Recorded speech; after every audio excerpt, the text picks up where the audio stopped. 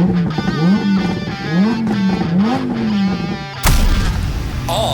and Off the Street podcast, where we talk about everything on and off the streets, from automotive racing to personal growth, recent events, and debatable topics within the racing community, and stories of personal life experiences.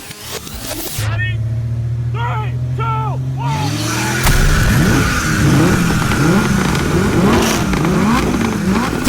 With your host, Shot in Frame.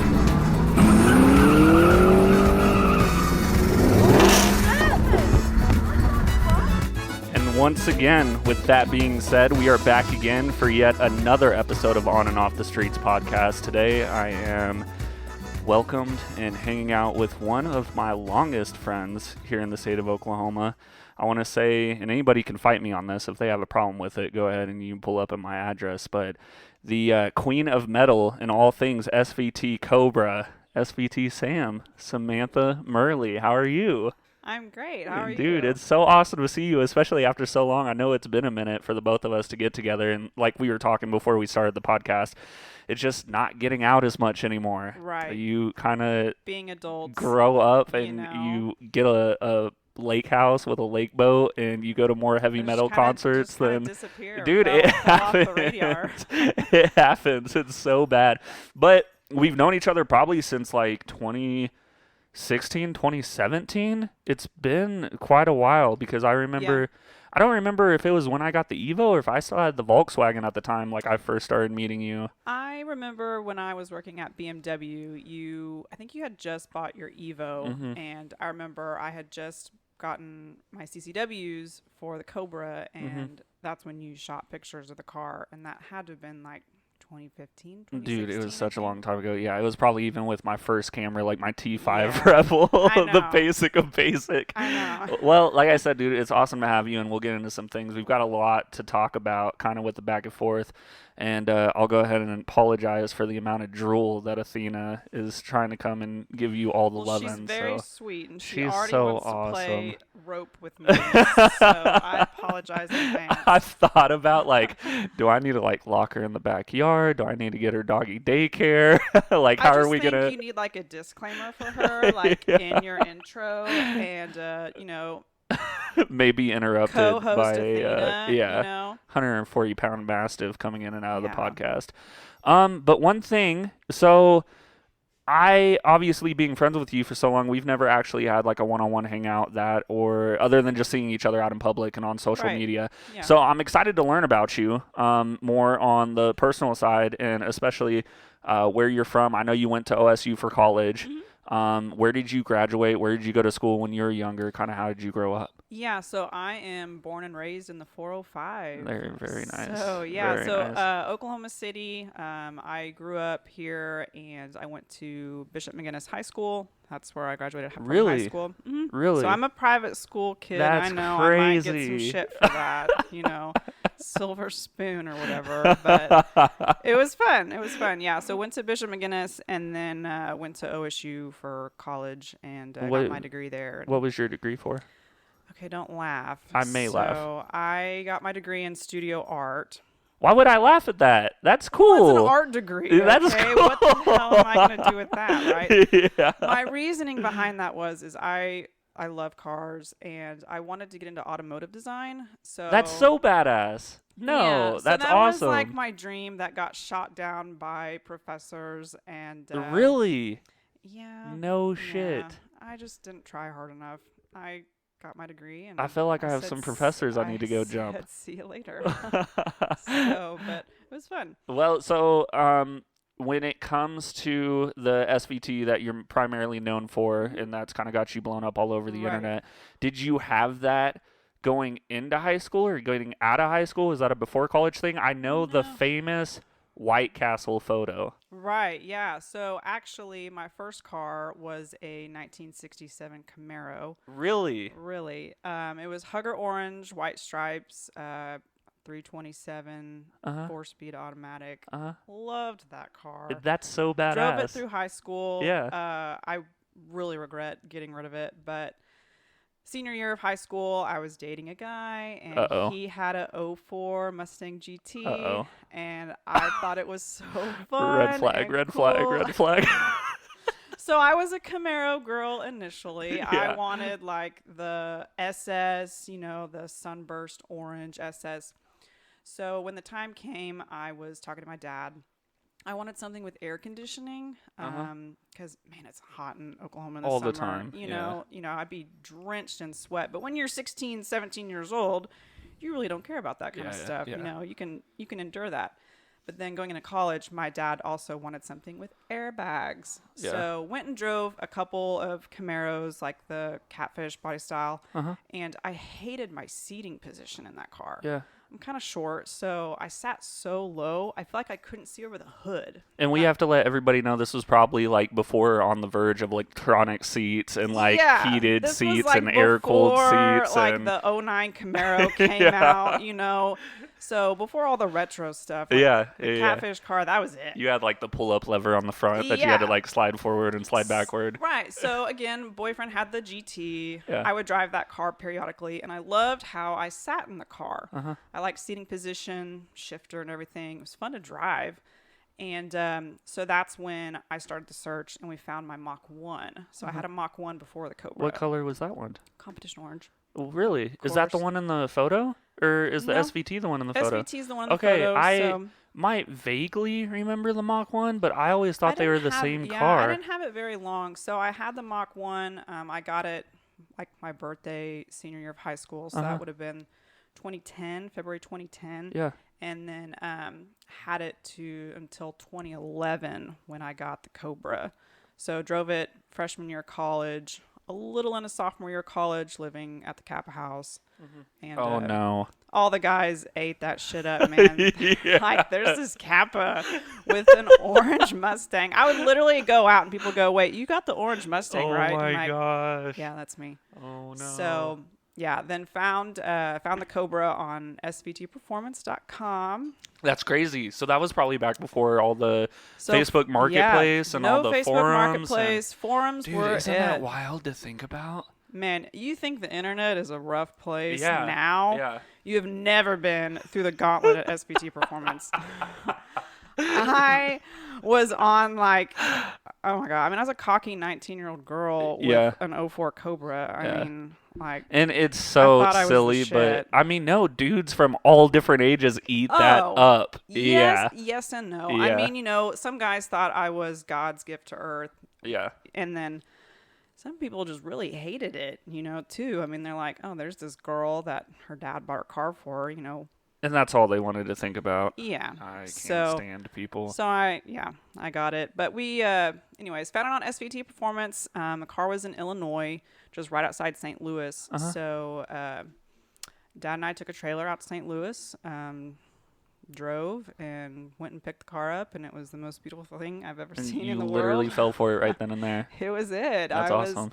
It was my dream car. I didn't know they made the Mustang in orange, let alone competition orange, which is such a good color. Now, did that color come from going to Oklahoma State University, or does that just happen to be a favorite color? I think it just kind of happened to be a favorite color. Really? Because my Camaro was similar. Hugger orange is real similar to comp, but it's just such a unique.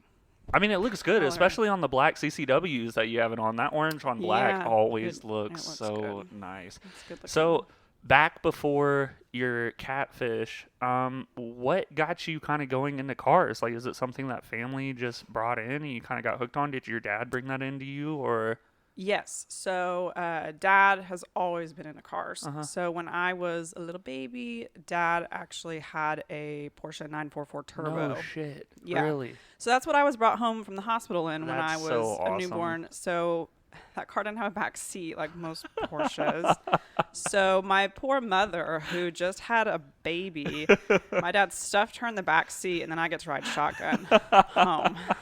So always been into cars. Remember setting up Hot Wheels tracks with my dad, going through the house, launching them off of our fireplace and seeing which ones were the fastest. Yeah, but, that's so awesome. Yeah, always grew up always grew up around cars. My dad's had a lot of cool stuff. 63 Corvette split windows, which AC I've Aurora seen Cobras. him back when Cars and Coffee was at North Park Mall. Yeah. I used to see him pull up every now and then, but once again, it was just one of those things I was never like formally introduced or went to talk to him. But he always had something flashy that he pulled up in. He just goes through cars like crazy. I think he likes the chase of like the buying the cars and the rush of buying the cars. And then he doesn't keep them long enough to do maintenance on them, oil changes and stuff. So that was a big reason when my cars came due for service when I was younger. I was like, hey, Dad, what do I do? Can you help me here? Or, like, I help. Was it like a flipper hobby for him, or was it just something new was always coming out or grabbing his eye that he just wanted to go and get? Probably a little bit of both.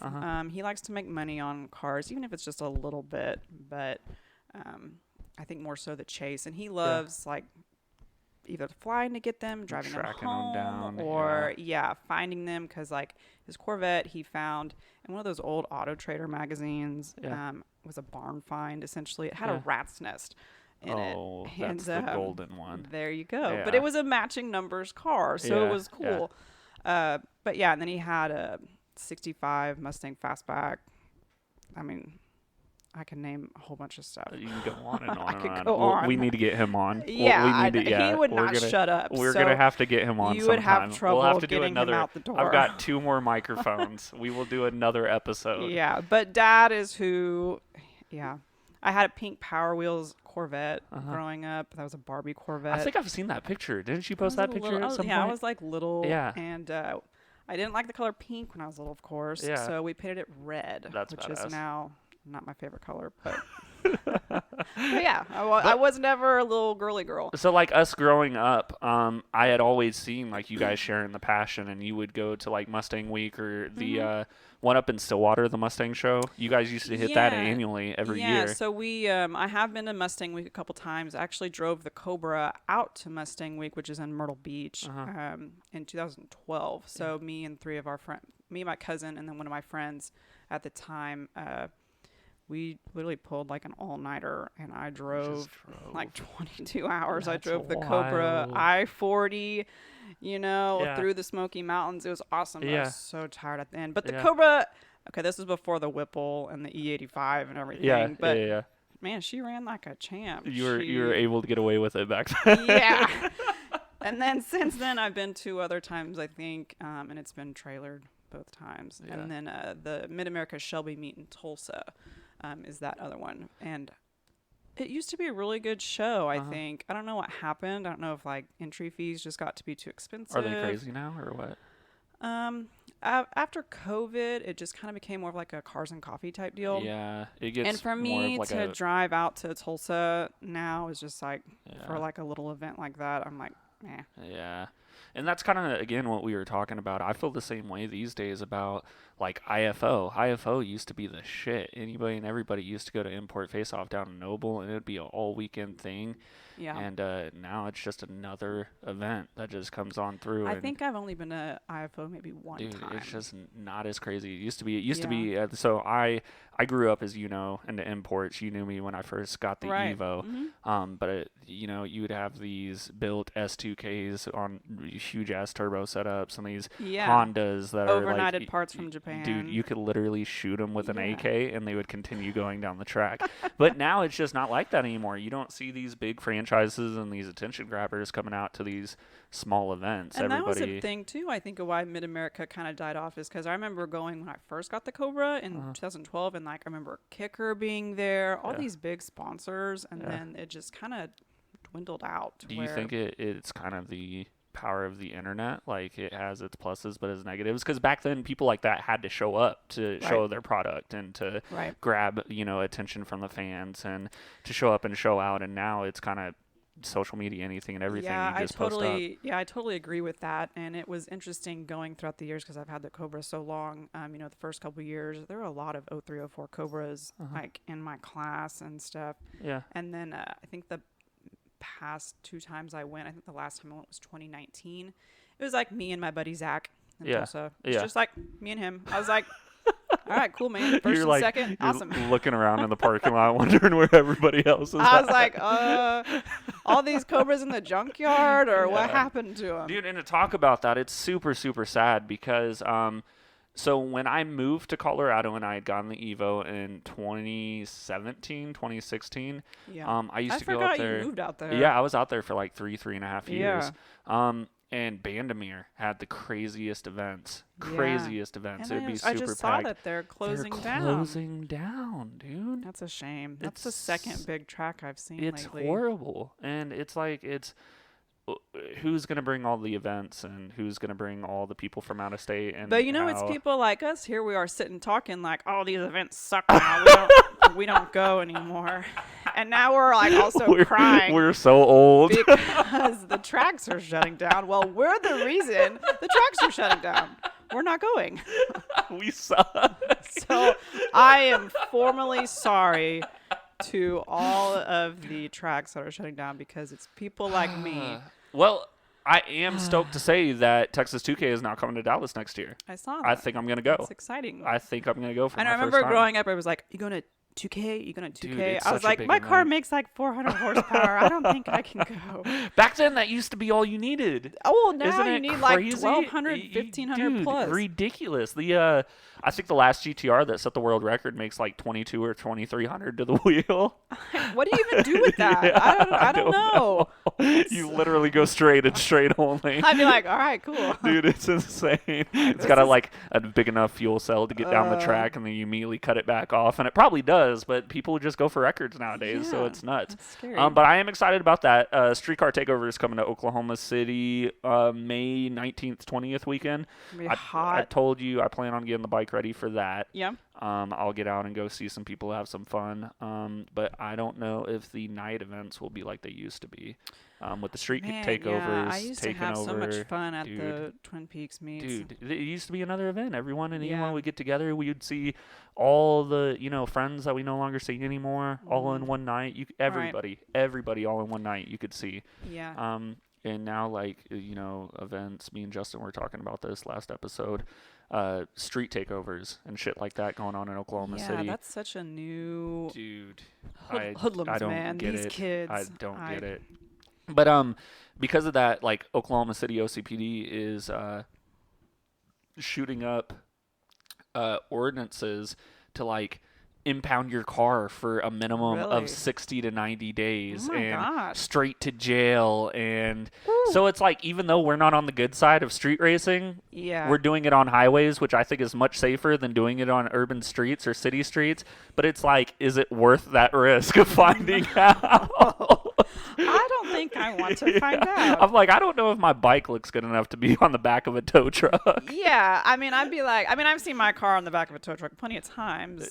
She looks pretty good, but I don't But think, it's for breakdowns, not not getting arrested. Yeah, I don't think I want to pay that fine. Yeah, so but so I'll pass. I back then, we used to have RS Fuels. We used to have like the Twin Peaks. Right. We used to be in those parking lots until like 2 a.m. When I was first getting into the car scene back in 2011, 2012, it was like when I had the Mach 1. 39th was a big was thing. slammed. That's 39th so was a crazy. big deal. You would cruise up and down 39th. People would be posted. I think people still go there. They do. And do it. Because I had been out there, I say recently, maybe like a year, 2 years ago. But people still meet up at Volkswagen and hang out. And then I remember we'd go from 39th to like this car wash on Council, which... Yep, we were talking about that too, Council Northwest Expressway. Yeah, which is now turned into one of those fancy drive-through washes. It's not the... Is it really? Yeah, I haven't been up there in it's not so the long. auto wash anymore. Yeah. And then we'd go on the highway. Yeah, and cruise all around. Yeah, all around. Kilpatrick Turnpike, Yeah. and then we'd end up some random, like, industrial building parking lot, like by Frontier City, and I'm like, where the hell am I? Like, so that old spot, they put a fence up and around. Well, they finally I mean, got tired yeah. of people. Yeah, they put a whole fence up there, so that spot's not even a they're thing. tired of people hanging out there until 4 a.m. I mean, people got to go to work. But yeah, I would remember going to that. Yeah. And yeah, it was me and like a bunch of like New Edge buddies. They were all from like Midwest City, real cool guys. Yeah. So, in going back to you getting an introduction and getting to the car scene, were you kind of more on the street side or the show side, or did both of those worlds clash on the same spectrum? And you kind of went to like the 39th and also the Mustang Week and the Cars and Coffee. I mean, it was a little bit of both. I mean, when I was younger, I really wanted to, drag race, street race, and do all that. Yeah. And then kind of hit with reality. I was like, man, stuff is expensive when it breaks. It's horrible. That's why I have a roll race bike and not a drag bike. I was daily driving. I was daily driving the Mach 1. I was daily driving the Cobra. So I was like, if this thing breaks, I am SOL. I don't get a loaner car. It's like. So on that, did you have the Mach 1 and you sold that for the Cobra, and then you just had the Cobra? So there was a brief layover time where I had both at the same time, which was pretty cool. Yeah, which was nice, I'm sure. But it didn't last very long. So you transition over into the Cobra. You had finally brought that back. Mm-hmm. When did you start getting into keeping it from as original as you can to start modded stuff out? Well, it was pretty modified when I got it. I actually was so naive. I didn't do my research really on the car. That car was hurt when I bought it. Really? Yeah. No way. In hindsight, yes, it was. What was wrong with it? I mean, I don't know ultimately, but the motor blew like 2-3 months into me owning the car. Shut up. Yeah. What? I put it on the dyno at what's Chuck's shop in over by the outlet mall. I know where you're talking about, but I've never been. Motorsports. Yeah, I think that's it. Yeah. So shout out Mike Henson. I love him. That dude's been around forever too. He's great. Yeah. He's helped me so much with the Cobra. But I posted a long time ago. I was like, I want to put my car on a dyno, see how much power it makes, and put it on the dyno there. It made like 396, but it had like pulley, tunes supposedly, and it was like smoking. And I was like, I think I made a comment in my video. I was like, I hope this thing doesn't blow up. Oh, I think I saw that. Yeah. I think I know what you're talking about. And it didn't blow up that day, but a couple months later, out in Stillwater, she blew. You think it was just knocking from the get-go? Well, it wasn't knocking, but she was definitely there was something wrong. She had been beat on. She'd been around. What was the rebuild process like, or what did you decide to go with? What was kind of was there a time where you're like, I'm selling it and getting something new, or did you want to keep it? No, I wanted to keep it. Yeah. I begged and pleaded with Dad. I was like, I couldn't really. He didn't want to sell the car as like a blown motor or a shell or anything like roller. That. Yeah. So had really no option but to fix it. So that's when Mike came in and helped us in the rebuild process. We ended up initially like boring the car just a little bit. And since Dad was financing the whole thing at the time because I was still in college. Yeah. No money, broke kid. Yeah. It was pretty much back to stock. Yeah. Dad likes everything stock, so I was like, okay, that's fine. Get my car back. Yeah.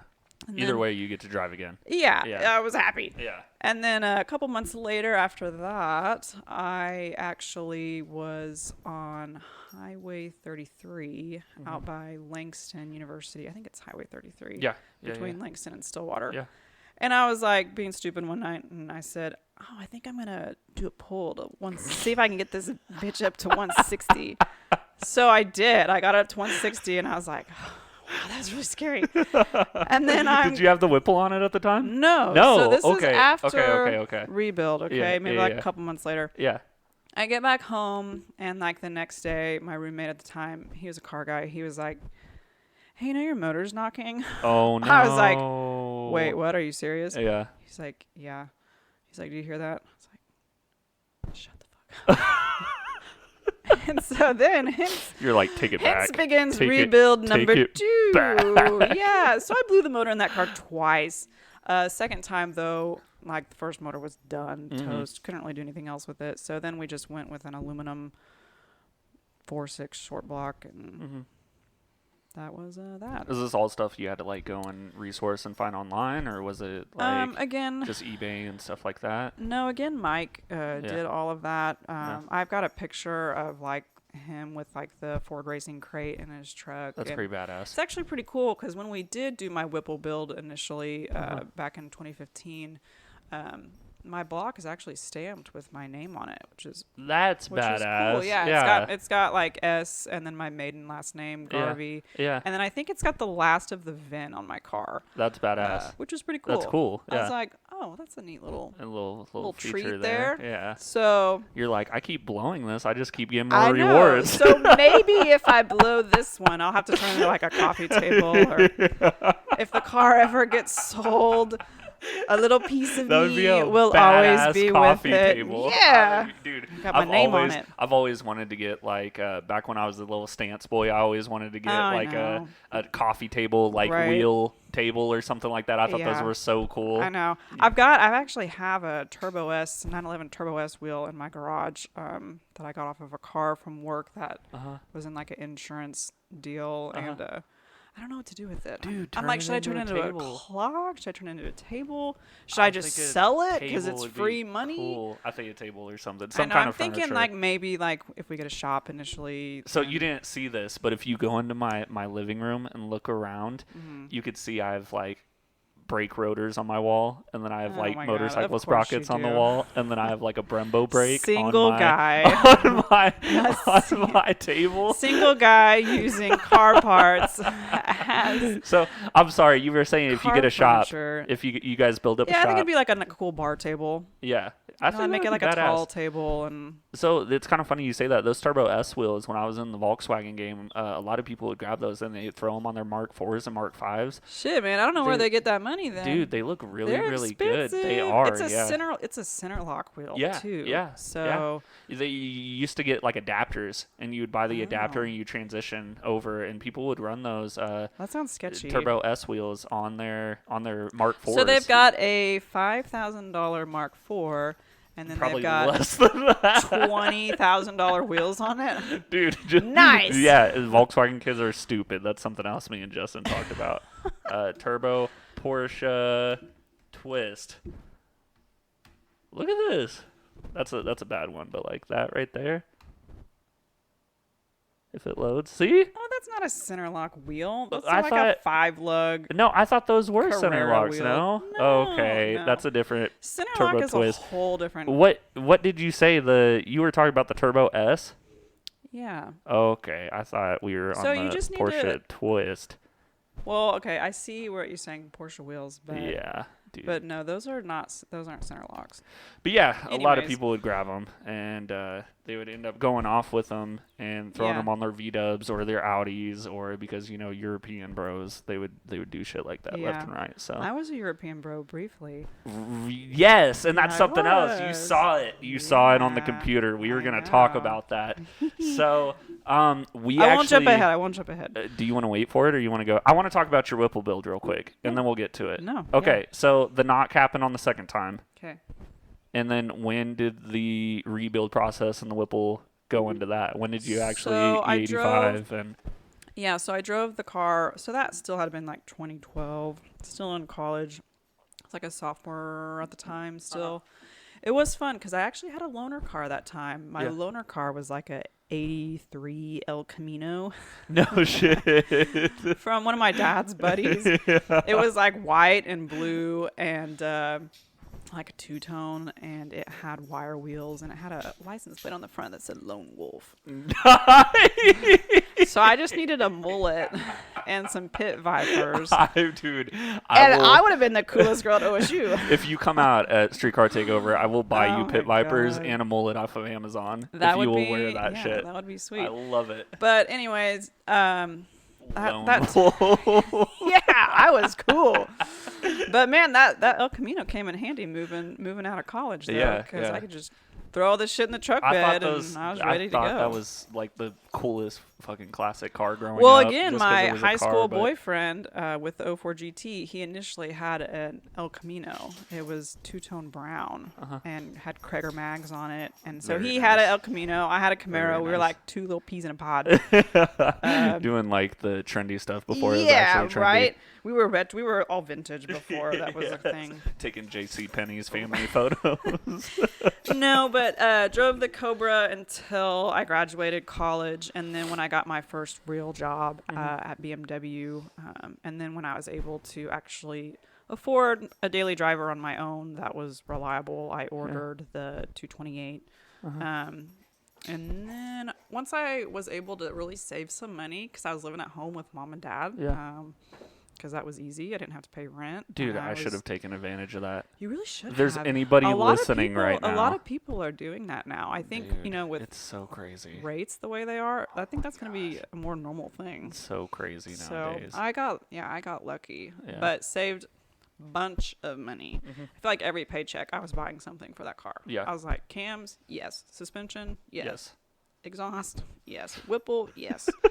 Everything. I was like, if I'm gonna do this, the people you were buying it from, this is my dream build. They're like sending you emails about like, well, what was come check your card again. Oh, we got you a 20% discount code. Yes, oh, what we was haven't annoying seen you in is so like long. every time I tried to buy something, it was like the week after they'd be like, "We're having a sale." I was like, "Damn it, yeah. Dude, it's crazy you say that. I remember growing up and waiting for all the Christmas sales and New Year sales. Lethal Performance, 12 Days of Christmas. Yes. Yeah. Oh my gosh. So I became buddies with like the Lethal guys. I think I primarily bought a lot of stuff from Lethal, and then what's the other one? And they're in Waco. Oh, Late Model Restoration. So did a lot of stuff from them, and they're great. That's badass. But yeah, and then. So going over to Whipple and then also E85, Whipple, how was that transition? So that was fun. Yeah. So that was such a fun time. I've heard it's a different kind of power. It is, and it was kind of it was interesting at first because the car it didn't whine anymore. Really? The supercharger whine was kind of gone because I bought the Whipple and it had a giant pulley on it, and I just left it because I was like, oh, this will be fine. Yeah. And I missed the whine of the Eaton. You know, it'd go.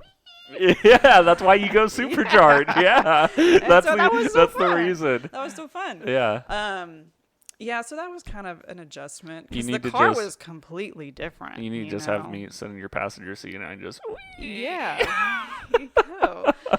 But yeah, it was fun.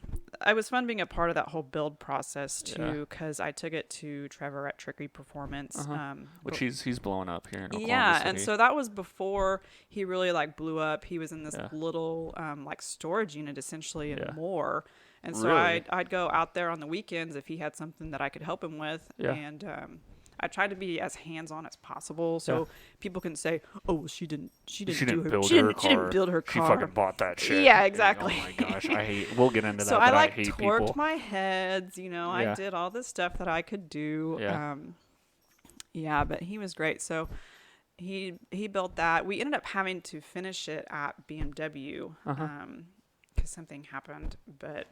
Yeah, he came to, the car was at BMW in the back shop, and we finished it, and I had the initial tune and started it for the first time, and it, cams and everything. I was like, oh my God, this is so awesome. Did it change? Did it change the sound and everything? Like, does it actually sound like it's Eaton? Well, I changed everything. I bought long tube headers, which the car didn't have. I bought a full Cook's exhaust for it, and with cams and everything, it just sounded like, it was a completely different car. Yeah, absolutely. Compared to what I had on it. I think I had like Borla, or not, I didn't have Borlas. I was one of those annoying, I can't think of it. They're like cherry bombs, but not cherry bombs. Not cherry bombs, yeah. Yeah. The like glass pack, something like that. I can't think of what they're called, but a lot of Mustang people like those. And I'm like, I don't like that anymore. I remember growing up in little small town Guthrie, everybody got those glass packs on their Chevys. Everybody. Man, in my Camaro, I had that shit dumped with glass packs. I was like, I want it as loud as possible. Lone wolf. Yeah, exactly. The louder the better. That's so awesome. So whenever you started progressing over into that build and you started getting on to the Whipple and E85, when did you start seeing a rise and taking off in social media? Because your social media platform has grown over the time. Right. And you've been able to do some pretty badass things and opportunities based off of Instagram. Yeah, so I think I really got lucky because I it started growing kind of as Instagram was new. So this would have been like 2013, 2014. So I had the Cobra, and it was just a time where anybody and everybody wanted to make a car page and a Mustang page. And so it was literally just share my post. I'll share your Isn't post. that crazy? And it was before stories, like Yeah. Instagram stories. Yeah. So it was all posts. Yeah. And You'd have like, dude, I don't want to. I say I was but hustling, but I really like wasn't hustling. I was just like sharing posts. You were slanging. And yeah. You were running the and I would like buy stuff from, like Lethal, or like when I bought wheels, Yeah. I'd like post them and then share, who I bought them from, and then they'd share me, and then you get sharing all over. Just going. Yeah, it was just people, just a continuous post share. So that's, I think, how I really gained so much that time. It's crazy to talk about and reminisce about like stories not being a thing and DMs not being a thing and groups not being a thing and I know, it was before all Reels of not that. being a thing. You talked about forums earlier. I'm like, dude, I remember being on VW page forums. Like, it's insane that you never hear about those anymore. It's just Facebook groups or Marketplace or Instagram pages. You say back then about like the pages sharing stuff. I remember there was like Mustangs of Oklahoma, Mustangs of Southwest, Mustangs of Midwest, Mustangs of US Nation. That was a big reason why I wanted to go to Mustang Week, is because I felt like at the time you were not somebody on the internet unless you went made to an Mustang appearance to Week. Mustang I'm Week. serious. Yeah. So did you get to meet some people? Yeah, I mean, everybody met all their little internet friends, so Yeah. you'd see what people actually looked like. Yeah. And because, a lot of these guys would just post their car, and Yeah. then you meet them, and you're like, oh, hey, what's up? They're 5'2", Right, like yeah. 140 pounds. I know. They're like, hello, Sam. I follow you on Instagram. I'm a huge fan. I'm like, oh, thanks. So, and that's another thing. How do you deal with that? How did you deal with that, going places and like people coming up? And did you get a lot of people actually coming up and introducing themselves, or would it be DMs like, hey, I saw you, I hope you're having a good time? So at meet, I mean, both. Yeah. Yeah. So at meets, people would come up to me and be like, oh, hey, I follow you on Instagram. What's up? Does it feel awkward at whatever. first? It is a little awkward Yeah. at first because I'm not a celebrity. I'm a nobody. Yeah. But to a lot of these people at the time, they're like, oh shit, that's SVT. That's Sam. SVT Sam. I was like, yeah, what's up? Wearing No, but I your do. pit I vipers. do remember going to like the arts festival one year. So not a car meet, Yeah. nothing. This guy stopped me on the sidewalk. He was like, "Are you SVT Sam?" I was like, "Yes." He's like, "Can I get a picture with you?" I was like, No way. "Seriously?" And I was like, "Yeah, sure." Like, that's fine. You made it. That's and when my you mom officially made it. looked at me and she was like, "Who the hell was that?" I was like, "I don't know." He follows do your me on parents Instagram. do your parents know about the world of like Instagram and like social media and stuff? Have you talked with them about that? Or Well, I actually had the opportunity to go onto Street Outlaws. Do you remember their fishing segments that they would do? yes.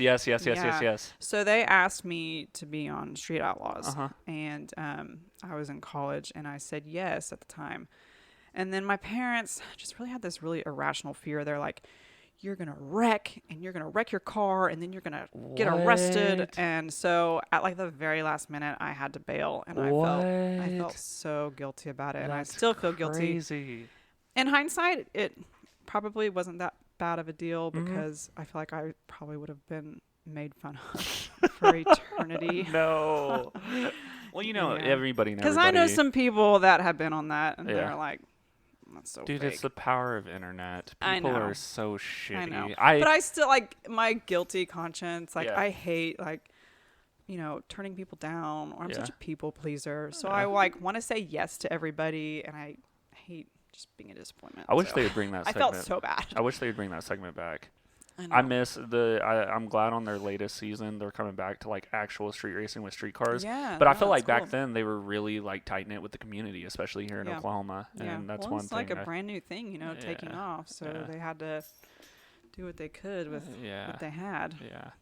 Well, I mean, so other than that opportunity, what other things have you had like presented to you or been able to do based off of just your appearance on social media, that or being able to go out and around and see people? So I have been in a couple magazines because of it. Yes. Which was cool. I was in Muscle Mustangs and Fast Forwards magazine. I was Babe of the Month. Yes. Yes. I was super proud of that too. That's I mean, badass. it's pretty cool. Yeah. And then a couple other small magazines and magazine clips. Well, and that's one of the things that you were just, you saw the note I had on my computer, the picture. We actually got to do a magazine feature together. That was cool. And we didn't BMW. know that it was going to be a magazine feature. I thought it was just going to be like a post on the internet, like a IG post here and there. And again, that was what was cool is, and I didn't even really know anybody in the BMW scene, but I think I tagged the people that I bought that stuff from, and they were like, that's a good pick. Dude, it was badass. Yeah, and that was like cool. one of my favorite photos. I still have that magazine. I tried to find it before you came over. I have it somewhere because I was cleaning out my garage a week or so ago, and I found a whole stack of magazines. You should get it framed. Yeah, I want to. Like, I really, really do. I am a published artiste. So, and that's another thing. That I wish was still around these days because I want to get. That's another thing. So you asked why I started a podcast. Yeah. It was just a bucket list thing. It's something I've always wanted to do. I've always wanted to get some kind of publish for a vehicle. She needs to go outside. I'll let her out. She's staring at me. But I want to get the bike in a magazine, but magazines just aren't the thing anymore. They're it's really all not. social media nowadays. All social Which media. is a shame. Yeah, I remember when Kevin Cox was starting up the what was it, the Street Race mag? Yeah. Dude, that was the shit. I thought that know. was the That was coolest cool. magazine ever. And because it wasn't NHRA Drag Week or whatever, Yeah. they shut that down as well. I was like, fuck, dude. It sucks. Yeah. Just killing all hopes and dreams over here. Let me let her out real quick. She's going to start crying more. Okay, so Athena has officially taken her potty break, and we'll see how long she lasts for. But yeah, the magazine feature was awesome. And like you said, we didn't think that was going to like be anything crazy. And then, I don't know, is it a European magazine or just a nationwide or? I think it's primarily in Europe. I think it. Yeah, Performance BMW. Yes. It says Epic E30s, 941 wheel horsepower, S550 beast. But yeah, we got to get the BMW had at the time featured into cool. huge magazine. That's cool. I remember love that car getting too. the physical copy, and I was like, dude, Sam, what page is it on? Where do I go? This is sick. Yeah, this is pretty badass. And it was a whole page, too. Yeah, it was a whole page, whole ass page. So what happened to the BMW? Tell people about it first so they know what we're talking about. But Okay, so I had a 2018 BMW M2. It was Long Beach Blue Metallic. it was a pretty badass car. 6-speed I manual. liked it. Yeah, I ordered it from factory when I worked at BMW, and that car was so fun. It looked really good too. That was blue on, really again, good. blue on black. Yeah, I had That it looked lowered. really, really nice. I had it lowered. Put like some carbon stuff on it, like everybody does. And I think that was what the company it was the did. Mirror caps. The mirror caps. It was the mirror caps. Okay, Yeah. that So got I us bought featured. like the M, like the little horn mirror caps, and that's what got us. That's what got us on. So And the fact that my car just looks so good. and it was for a while I thought you were gonna go from SVT Sam to like BMW Sam. Ooh, that's what everybody's like. Are you M2 Sam now? I was like, I don't know. Rebrand. But man, everything like that's the same thing. Modding that car Yeah. was not an option because Yeah. exhaust for BMW is like 10 Dude, grand. European cars suck I was so like, bad. oh, Yeah. I think she sounds fine. Yeah, Just the we'll way leave it she where it is. So you recently ended up getting rid of that car and you got over into Cadillac. Caddy, I got a caddy daddy. So how did that Yeah. go? Where'd that start up? So after I left BMW, I didn't want to take the M2 over there to get serviced anymore. Yeah. And I was also tired of the car payment. Yeah. Even though it was a lease, it was an employee lease at the time. It was just too much. So I cut the payment down by like $200 by getting the Cadillac. So, Really? So I've got a 2016 Cadillac ATS-V sedan. She's black, manual. That's got to be a fun car too. It is fun. Yeah. I had been wanting one like before I got the BMW. I was like, man, these cars look good. Yeah. Because they, it's like a baby CTS-V. Yeah. And it's the new body style too, like the new trim. Yeah, newer trim, all the bells and whistles and stuff. And those Recaro are seats. Twin turbo or single Yeah, it's turbo? a 6-cylinder twin. So Yeah. they make I think 460 is what Dude, they're in rated a at from sedan, factory. that's so fun. Yeah, it's Yeah. a lot of fun, and Yeah. especially just stock too. Yeah, Like yeah. on the way up here, I had this guy in this 300ZX. I think it was a 300ZX. Is red monster tires in the back. I think it had an LS in it, but he like pulled up next to me, and I was like, dude, there's no way I'm racing you. Like, I'll get smashed. Like, we're cool. Well, like I said, it sounded good when you were pulling up. I had asked you, like, is that aftermarket She's exhaust? stock, Dude, baby. it sounds good. I know, really good. It really does. I need to check it out in person because I haven't seen that car in person yet. So I've had that car since 2019. So before COVID, I got lucky, but I found it in Houston. Yeah. So again, Dad and I like to go drive to get cars. So I traded the M2 in. We made an all-day thing of it. We left at like 3-4 in the morning from Oklahoma City, drove the M2 straight to Houston, picked up the Cadillac, and then booked it home. That's crazy. That's a long Yeah. drive. It was, you guys made it in a one-day ordeal. Yep. What is that, 9 hours? Yeah, I mean, It's like 9.5 hours down there. Maybe more than that. I think we got home at like 8 o'clock at night. Yeah. So it was a long day. And then you've put wheels on that since then, right? I mean, well, I had them powder coated. Yeah, but it looks good. Yeah, looks really, really good. I think I want to put some Forged Stars. That'd be on cool. it. And in hindsight now, like my M2 had Forged Stars. Yeah. Those cars had the same lug pattern. Really? So you could have swapped I them. probably could have. Yeah. But I think I don't know if the offset would have been Dude, if I stupid or ever get back into the car game, I'm getting an Evo or a Caddy. Yeah, but everybody's like, when are you gonna mod the Cadillac? I'm like, I don't want it to break down. Yeah. I need that Then car. you have I two need that project car cars. every day. Yeah, I don't need two. Because whenever the Cadillac's in the shop, which is rare, that car's been great. Yeah. But I drive the Cobra, Yeah. so that car's a hoss. Yeah. She's a pain to drive. I'm like, I don't know how I drove this car every day. Like this thing, that thing gives you a leg workout. Yeah. That's Yeah. badass. Well, it cracks me up, like, seeing you and, like, the coworkers will take your cars up to Porsche every now and then and, like, show off all of the, like, enthusiast-style cars up there. I'm like, dude, that's pretty badass. You guys have quite the lineup. We have, like, motors in the morning at Porsche every third week. I've been wanting to come to that. Every third Saturday. And it's like the Porsche Club of Oklahoma. They, like, come out in the morning, and it's like a Cars and Coffee Porsche thing. But one time I parked the Cobra, like, at the very end, and everybody was like, what the hell is this? Like, whose car is this? People are coming up and complaining to the manager. Move this piece of shit out of here. Sub $100,000 cars need to leave, please. Poor people. Yeah. I've been wanting to come up to that. But speaking on that, how is your career and especially the experiences you've been getting as a female in the automotive industry, especially working at such high-end dealerships such as Porsche? You've been able to do some pretty badass things up there. Yeah, so it's been great. Started after college, graduated, and then started with BMW as a BMW genius, and then moved up to Right Service. And then it was cool because I got to go to the 7 Series launch in Miami. This was like 2015, 2016, new 7. It was awesome. Yeah.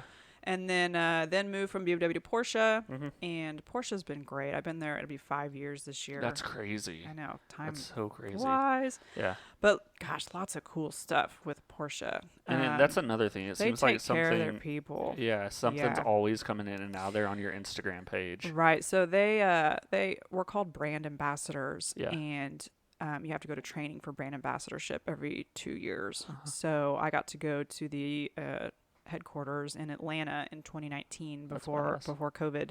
So Porsche HQ, and I got to drive on the track. I was about to ask about that. They have like a whole full-on test facility. Yeah, don't they send you red carpet for That's us. So crazy. it was cool. They have a restaurant there that's called 356. So after the 356, and even the little butter was like a 911 shape, like.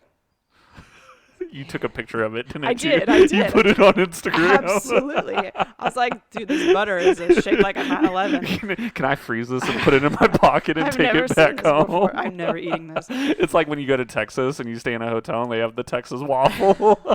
Exactly.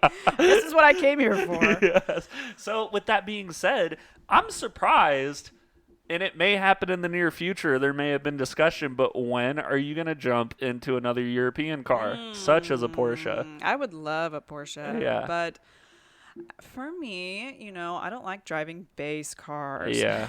So, man, I would want something cool. Like, I would really want maybe like a 991.2 Lava Orange GTS. Like, Yes. Car looks so good. Yes. Black wheels, black center lock wheels. That would be sweet. But those cars are so expensive. I've always been in love with the 911s, like the all-wheel drive. Yeah. Like Rob Despain, he had that 996 for a while. Yeah. That was all-wheel drive turbo. Yeah. That thing was nuts. Those cars I think are Bryson crazy. Lee had one for a bit too, a white one. He actually does. Yeah, he has. Well, he had a 997 turbo, I think. But now he has a 991.1, which is like a 2015 GT3. Yeah. So, and he takes that to the track constantly. Dude, they're He's so great. nuts. Yeah. His car is actually, he's dropping off with me Monday. That's badass. Alignment. I saw him at Cruising, Oklahoma. I don't think he was going to it, but I went over into Mustang to see one of my friends and ride with him, and Bryson was pulling out to go somewhere, but I saw that car. He's really cool. But yeah, those things, 800, 900, 1,000 horsepower are scary shitless. Yeah.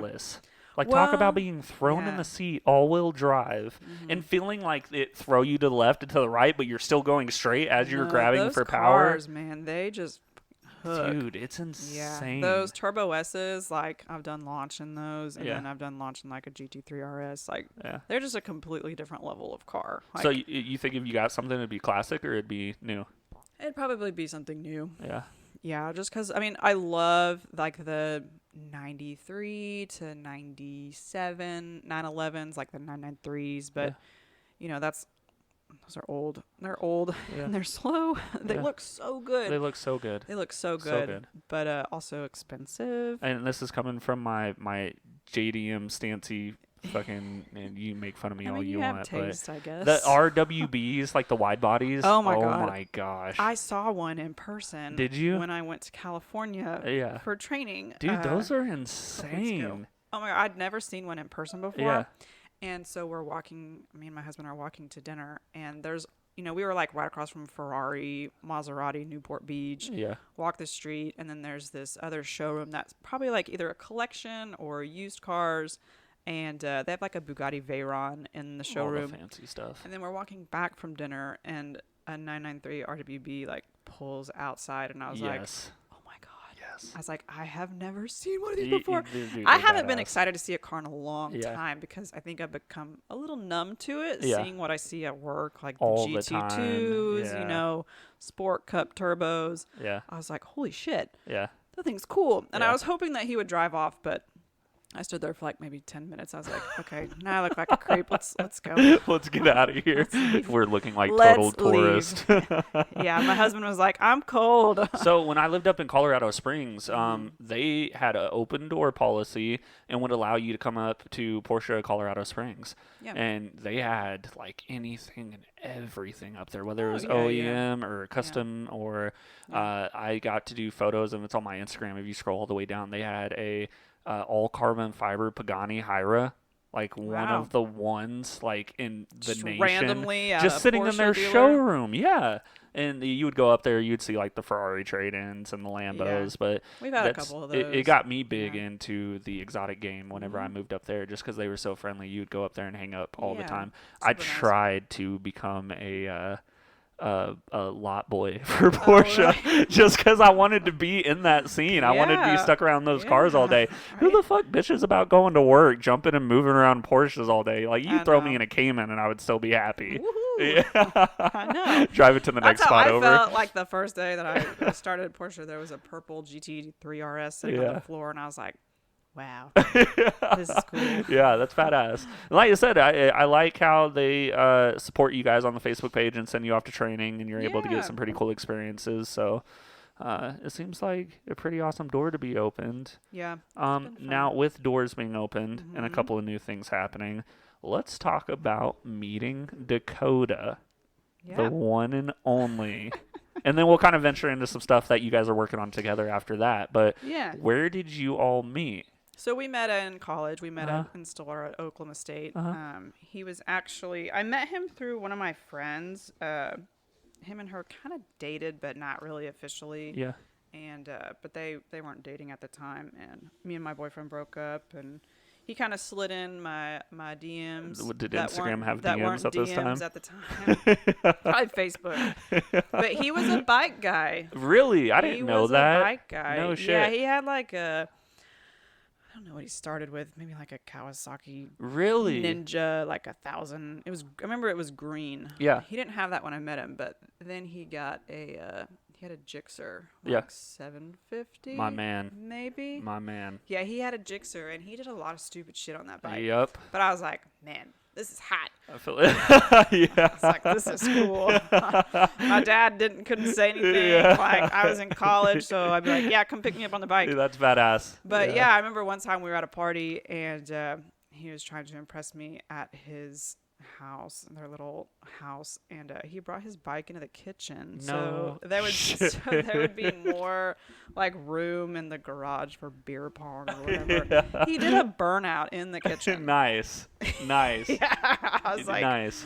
oh, okay. I like it. Yeah. That's some Gixxer shit right there. Yeah, so we've been together for a long time. Dude, since so it's funny. 2012. Bike people have like the stereotypes, and people with Gixxers are always known as the like balls to the wall fucking He idiots. was, like dude. doing He dumb would shit. do stoppies and wheelies. There was one time.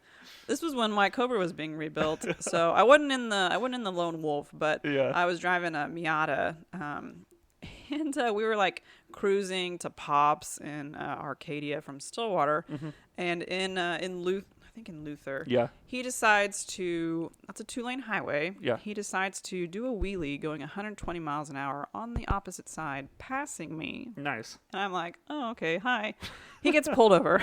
Yes. He gets Dude, that's pulled- such a bad area to He fuck gets around. pulled over. Yes. Yeah, he gets pulled over, and he ended up getting a reckless driving ticket. But the cop was like, yeah, man, like my sons, they really like bikes, so I think this is the kind of stuff that they're into. And Dakota's like, okay, cool, man. And then he like gives him this fat ticket. So that was Like, kind of the you end. think you're getting easy, like you're gonna get off easy. Yeah, And, no, see I've you had in court. I've had a couple of those. Like, hey, that's a nice car. Here's your ticket. That's so awesome. Yeah. Love it. So when did you guys have like your first official date? Like did he pull the move, or did you kind of have to pull the move, or was it like a mutual?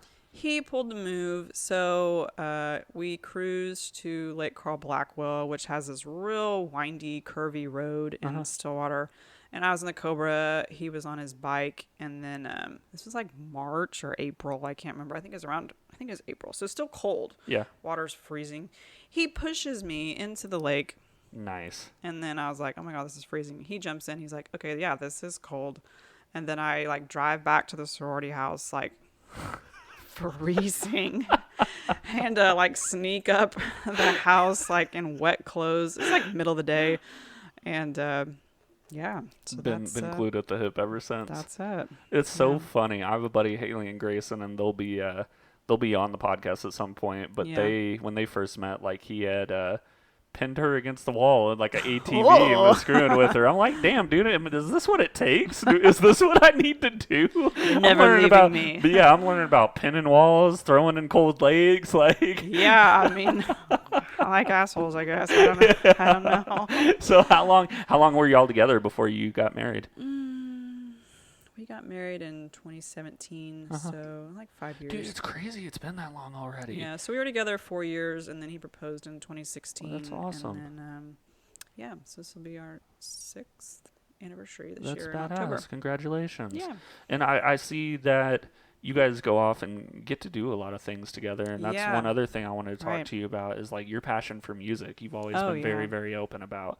Love. And I feel like that's one thing we've always kind of like adjoined to on the same as well, other than cars, is metal and like heavy metal, because it cracks me up. You could be listening to like Morgan Wallen or Luke Combs 1 second, and next thing you're jamming like Metallica and Literally. like some crazy ass screamo band. I'm like, Slayer. get it, Sam, Yeah, get it. I know. So what kind of got your passion to music? Has always been there for you, or? Well, again, probably Dad. Dad introduced us to the Beatles and the Beach Boys and Elvis growing up, and then it just kind of evolved into Metallica, Rob Zombie, Pantera, All the classics. all the classic stuff. A lot of classic rock, Yeah. and then that transitioned into Avenged Sevenfold, Dude, System the of a good stuff. Down. Yes. Yeah, Slipknot. Yes.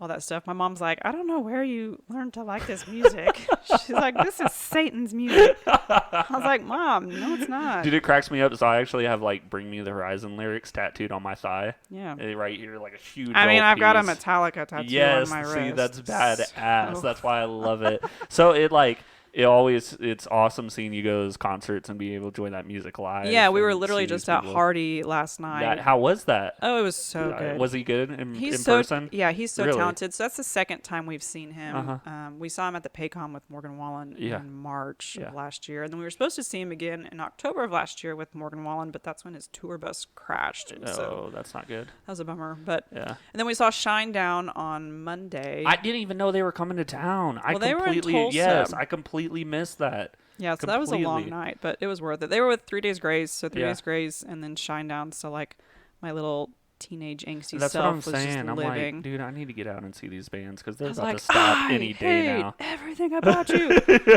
Yeah. Dude, I bought tickets to Foo Fighters Oh, before nice. COVID, and COVID actually hit, and they canceled it. And they never pushed rescheduled? They pushed it back 2 weeks, and then pushed it back another week, and then that's when COVID like officially started breaching the United States, and they were like, "Yeah, we're Sorry. refunding all money."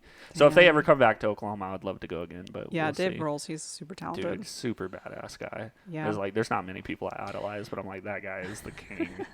Yeah, I'm excited because we're going to see Metallica and Pantera in August Yeah. in Dallas at AT&T. That'll be So badass. it's That'll like be a good my time. 2 favorite bands of all time. So do you like hunt for these concerts, or do you just see them on Well, Instagram? again, or? social media, upon our Yeah. social media, Metallica just came out with a new album, Uh-huh. and so they announced that they're doing a tour, and then Pantera kind of, in somewhat of a way, reformed, even though Yeah. the drummer and the original guitarist have been passed away. But Yeah. I was like, hey, lead singer is still the same, Yeah. so this is my chance. Yeah. I'm taking it. And then when they announced that Pantera is going to open for Metallica, I was like, holy shit. Signed deal. I was like, I will sell my left tit to go to this concert. I have to do anything. So yeah, needless to say, I'm super pumped. Dude, about if I that. could sell body parts for the easy on the low, I would probably fucking have like one leg by now. Oh, I And, know. Yeah, I would definitely be signed. My up, my so younger self with car parts, I'd be driving a Lamborghini. I'd be like, in a wheelchair. Noblest. yeah, absolutely.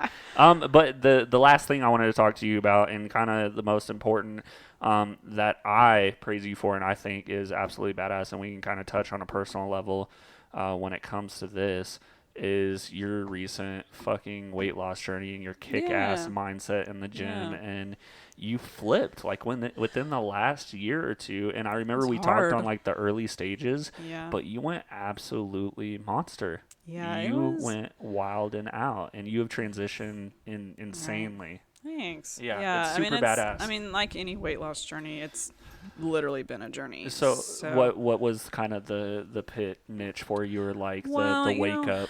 Yeah, it was tough. Growing up, I was so active, playing Mm-hmm. soccer, running. In college, I was active. Never been overweight in my life. Yeah. And then, you get comfortable in a long-term relationship, Yeah. leaving college, going into adulthood, you're trying to figure, shit out. And a bunch of stressors and other things. Yeah, that I'm take up trying to time. figure out life, and then working at a dealership, just sitting on my ass a lot, Yeah. I was just drinking a lot, and I mean, not like I was an alcoholic. No, but I the don't want. party I was days, not an yeah, alcoholic. A disclaimer, but I'll put I it mean, in and then the eating like podcast. Taco Bell, acting like I'm still 16, 17 years old Yeah. when I'm not. Yeah. And so, wake up call was I was 29, and I was like, man, I'm turning 30 next year. I don't want to be overweight. Like I knew I'd gained weight. Yeah. And I was like, I'd got to do something. I don't want to be fat turning 30. So I just started weight loss journey 2021. And so for kind of getting the deepness of it, did you notice like anything from your clothes fitting differently to like a lack of energy to like a mental mindset? Did it hit you mentally more often I than hated normal? looking at myself in the mirror. And again, having such that big social media presence, people would talk. Really? Oh yeah, there's deep parts of the internet where Really? people can post stuff about you. I hate people post so anything much. and everything, and people be like, "Oh yeah, I saw her at work. She's fat now." It's all anonymous. Yeah, all Yeah. anonymous. The You don't know username. who it is, and so I'm like, Yeah. I'm like, you just saw me at work. Who the fuck are you? Yeah. Are you one of my friends? Yeah. You're clearly not one of my friends if you're talking about me here. Yeah. But yeah, I mean, it's tough, you know, but you have to accept the fact that I'm not a child anymore. You know, Yeah. I'm not 16, 17, 18, 19 years old. I'm 30. And then, I mean, even scientifically, the woman. bodies, consume and So you have absorb to- and export differently than what they used and to. it's hard with everybody. You know, I think everybody has some type of body dysmorphia to some extent. Yeah. You know, so I knew that I was big, but I was in denial, I think. Yeah. And and I had tried, weight loss journeys before, fad diets, Yeah. and I just didn't stick with it. And until I actually really stuck with it and was consistent, that's when I started seeing results. And I remember I used to go to the same gym that I still think currently go to. And I remember seeing you every now and then, and we would talk back and forth on Instagram and kind of like trade secrets and, go back and forth about gym stuff here and there. But it was awesome to see you start where you started and then continuously progress and progress and progress. And that's why I try to be your like secondary hype man of like, holy shit, Sam, like you have literally changed over. I know, and it's been great. I mean, a whole boost of confidence. I strongly encourage anybody that's struggling with weight loss. That's what we're kind of going to start on too. What do you suggest? What worked for you? What will help for others? When starting the mental journey and then actually getting in and doing it. I mean, the only person that's really going to motivate you is yourself. Yeah. Like nobody else is going to do it for you. You just have to find that point where you're just like, I have to do it. It's time to make a change. Yeah, I have to do it. So what really helped me is I had to stop drinking alcohol during the week after work. Instead of going like drinking wine after work, I'd go to the gym. Yeah. I had to be active after sitting. I say sitting, I was running around, but I wasn't burning a whole lot of calories. So I had to change my diet. So I had to start eating better, eating less. And I still eat carbs and everything, rice, the healthy ones. Cause your occasional, I couldn't do that whole keto thing because I would die. But I mean, everybody was like, what did you do? I mean, even my customers were like, you lost a lot of weight. Yeah. Did you have surgery? I was like, was that no. kind of a boost as well? Like when other people start noticing and other people like you're not even thinking about it anymore. It becomes such a routine in your life and such a regular for you. But then other people start saying and seeing the difference. Yeah. Yeah. No, I mean, it's great, with, any compliments like that. You're like, thank you, for noticing my hard work. Like I lost 40 pounds. That's badass. That's a lot, and so, so that's great. Yeah. Well, dude, I'm super, super fucking proud of you, friend to friend. I mean, it's absolutely still a badass. journey. I mean, I still eat never Taco stops. Bell. I'm never not stops. just like a complete health nut. I gotta go hit legs after this, but I totally ate Zaxby's before you came over. I might have had a leftover Taco Bell from last night. Yes. I was so hungry. Yes. So with that being said, gotta the find balance, people. The ultimatum. What's your go-to cheat? What's your cheat meal? Like you're just absolute. That's hard, dude. I have like a few. A whole bunch of stuff. Like, I love sushi. Yes. Noodles, any kind of noodles. Yeah. Giant double cheeseburgers. Yeah. I did Chicken talk fried on steak. the last episode queso. on the podcast. Dude, yes. Yeah. And margaritas on top of that. Beer. Tacos. Down. Dude, I can get down Anything. with Cane's anytime. Cane's, Zaxby's. That's good. Yeah. Fried food. All the stuff you shouldn't have. Yeah. This is stuff not to lose weight, okay? Yeah. But yeah, no, it's super badass. Dude, it's a huge mental mindset change. And I feel like a lot of people don't get it and that do give up don't understand that you have to prepare that mentalness. Yeah, you have to get yourself prepared mentally in order to absorb and change physically. And a big thing that helped me too is I measured myself every week. I measured myself, like my arm, my thighs, my waist, and then I took pictures of myself each week. Yeah. And it was just those small changes where I was like, okay, I'm actually doing the damn thing. Yeah, getting that shit done. Yeah, because, people get frustrated because they want instant gratification. They want instant results. Yeah. And it just that or they want like the cheat pill or the cheat supplement or, dude, you got to get in there. They want bought, not built. Get it, yeah. Bought, not built. I'm built, not bought, baby. I love it. Yeah. But yeah, it's super awesome. And that was kind of another thing for me mentally is I never had like like I was physically bullied growing up, but getting into the car scene, and then same thing with people talking as you're growing up. I was always known as the bigger dude, or I couldn't fit into things, or I was literally having to roll out of bed. Like I couldn't sit up. So once that kind of got into it and I started changing over and going to the gym, and same thing, I noticed people stopped fucking with me. I noticed people stopped trying to start things with me. I noticed people stopped and getting that confidence and kind of absorbing. With that, comes confidence. And it's a huge mental mindset. It's a reflection. So, dude, like I said, friend to friend, badass, super, super happy. Yeah, proud of you. That's fucking awesome. Because I've seen your journey too. You've come a long way. Dude.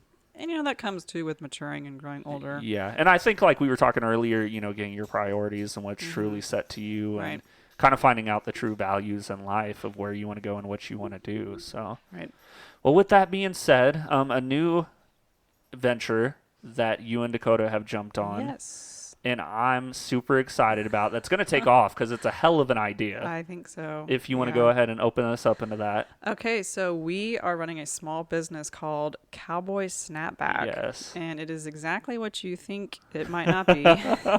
So we sell cowboy hat snapbacks. And they're literally like baseball hat cowboy hats. They're badass, but it's actually a snapback design based on like a cowboy hat. Yeah, so it's like the redneck invention that you never knew you needed or wanted. But you need it. It's like people either hate it or they love it. I think it's badass. Yeah. I think it's definitely they're a versatile, trend and a fad. you know, and so they're just stupid hats, but we love them. How did that come up? Love them. Where did that start? So we were in the stockyards in Fort Worth, just kind of browsing, and it came with like just kind of looking at hats and stuff like that, and then needing something for the lake, and then that's when Dakota was like, well, I used to play baseball, but I like need something to kind of shade my shoulders, and then beer, and one thing led to another, and something that's actually comfortable. Yeah. So where the fuck do you even start? How do you even, do you buy a cowboy hat and buy a hat and literally cut the two and like put them together? We had some help. One of our buddies, one of our kind of partners, he had some drawings and samples like sent off to a couple companies, turned us down. They're like, no, we can't make that. Really? Yeah. They're like, no. Was it kind of discouraging at first? Well, I didn't know any of this was happening until like we had samples in front of us. Yeah. And so we're like, oh, wow, like this could actually be a thing. Yeah. We did the Affair of the Heart in February, and we had such a positive response. Yeah. People would walk by and be like, wait a minute, what the hell is that? Yeah. And they'd see it and they go, oh my God, this is a perfect lake hat. Yeah. This is a perfect river hat. Or outdoors, sports events, outdoors, literally anything. They're mesh, yeah. And we can put whatever you want on the front. Like we've got right now we got about a bunch of Oklahoma, Texas patches just because that's where we started. But coming soon, we're actually officially licensed with Oklahoma State, Texas Tech, working on some other schools. But we'll be able to sell officially licensed merch. And then if you have a logo, we can put DTF vinyl on it and ship it to you. And basically any kind of custom embroidery put whatever you want on the front. And so I made a TikTok. A stupid TikTok, like the template, and the guy's like, you sure about that? You sure about that? Yeah. I made a TikTok. It took me like 2 minutes, and it got 1.5 million views. It's insane, isn't and it? our orders I think I saw that have one. gone skyrocket. Yeah. And it's funny because some people, like I said, they either hate it or they love it. They're like, this is the stupidest thing I've ever seen. And people are like, I hate it. I need 12 of them. Is it kind of fun going through the comments and seeing both the positive and because the negatives have to make you laugh too. Yeah, a lot of the negative. Like this one guy was like, "Why don't you guys get a real job?" I'm like, dude, you don't know us or what we do for a living. Like I promise you, we are out here working. And again, it's probably some fat dude and a lazy boy. It's probably like a 12-year-old kid who has never worked a day in his life, and he's like, this ain't country. Yeah. It's like, dude. Well, dude, that's the badass thing about it is like I can actually see farmers farmers, flight crew teams, people that are out on airfields, construction workers, actually using this product and being able to use it. Yeah, I know. It'd be fun. And that's what a lot of people said. They said, I've never seen anything like this before. Yes, so you guys, check us out. So we are at Cowboy Snapback on Instagram, Facebook, TikTok, and then our website is www.cowboysnapback.com. Dude, you guys have it set. And we've got new inventory coming, so that's badass. And I see you guys do it primarily, a lot of it by yourselves, if not all of it. In my garage. Yes. The Cobra is literally surrounded by tubs.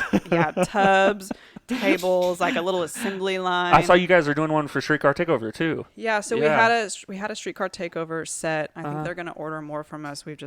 We literally sold out. Yeah, of so everything. fast. Yeah. So we're on back order, but dude, well, that's badass for you guys. Made a big sale to like one of the marinas at Texoma. So it's awesome. That's awesome. I'm super stoked. And that's another thing, a lot of people, and this is a whole different discussion you could go listen to anybody and everybody that speaks money or financial advice, but having a passive income and especially something you enjoy.